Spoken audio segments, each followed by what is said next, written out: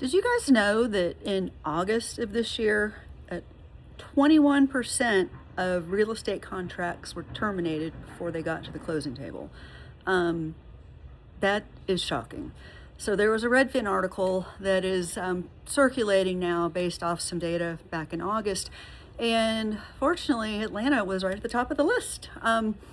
So for those of you that don't know me, I'm Angela Carpinella. I am a realtor here in Atlanta, and most of my work and my passion is surrounding folks in life transitions, helping them to get through the process. So what I wanted to address today around this article and some thoughts behind that as it relates to my probate sellers. So one big part of that, why we're seeing a lot more cancellations right now, is that there's just unrealistic expectations both between buyers and sellers. So buyers are hearing the national news that, oh, it's a buyer's market now, I'm going to beat this person up and I'm going to get what I want. And then on the flip side, we have sellers who, oh, it's 2021, anything goes and we'll get whatever we want and have no trouble. So those factors have definitely changed a lot, and it's always important when you're working with buyers to set with those expectations. Just there are going to be issues. You're buying a 50-year-old ranch house, it's not going to be perfect, and there is no such thing as a perfect house, even new construction. So with that being said, a lot of times I will meet with my probate sellers, or folks who are downsizing or moving, relocating, whatever the circumstances are.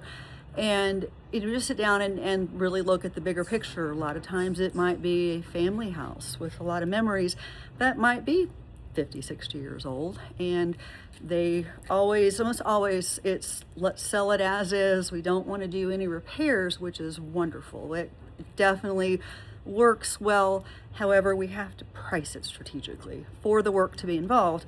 So I would always encourage my sellers, let's get an inspection, let's bring in contractors, we are almost confident it's not always going to be cosmetic. And we really need to address what's going on in the house that people can't see. Or maybe they're just things that they don't want to address. I see a lot of that too. Life transitions can be very difficult, and there's so many factors at play here. Is all the major stressors. A loved one has died, you're selling a house, or you're moving, everything all at once.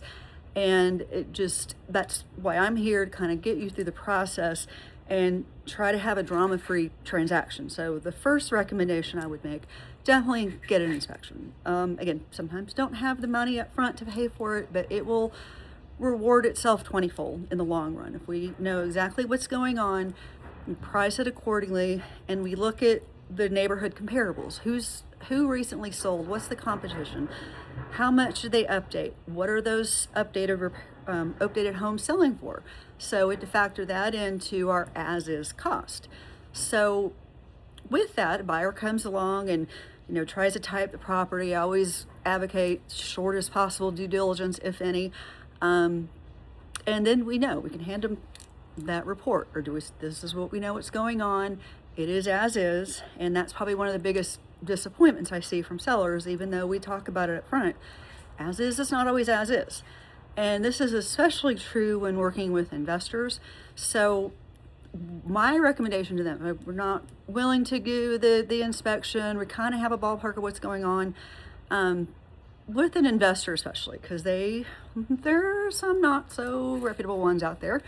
And they will come in, try to make the blind offers and want a long due diligence period, and then do their inspection and come back and say, well, I'm going to lowball you now. Come in with a very fair offer, but it needs so much work, so we're going to reduce our price. When we have set the stage for that price because of the work that we know needs to be done.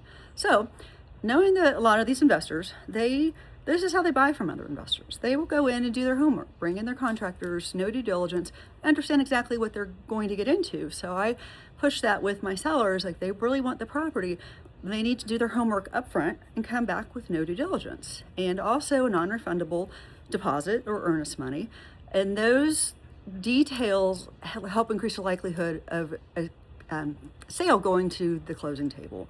No drama, no nothing. We know exactly what to expect, but if we don't set those expectations and those boundaries, the property might be on the market for a while, or it might have a contract fall through, and the public sees that. Well, or if it's sitting there for a long time, what's wrong with it? And your offers will tend to get lower and lower. And that's why it's so important to be realistic about price, because the longer it sits, the more utilities cost, the insurance, the maintenance, just the overall upkeep and time. So we try to plan accordingly up front, again, to get the smoothest transaction we can in the least amount of time for the most amount of money that is realistic for that situation. So again, that is my advice around this. It is definitely on the uptick here, but there are ways that we can protect you as realtors, and I'm here to help you with anything that you need. Any questions, you feel free to reach out. I'd be happy to just send you my guides, my information on just the 5 steps you can take to protect yourself when selling an inherited home or family property, or how to protect yourself when you're dealing with some kind of life transition. So thank you so much.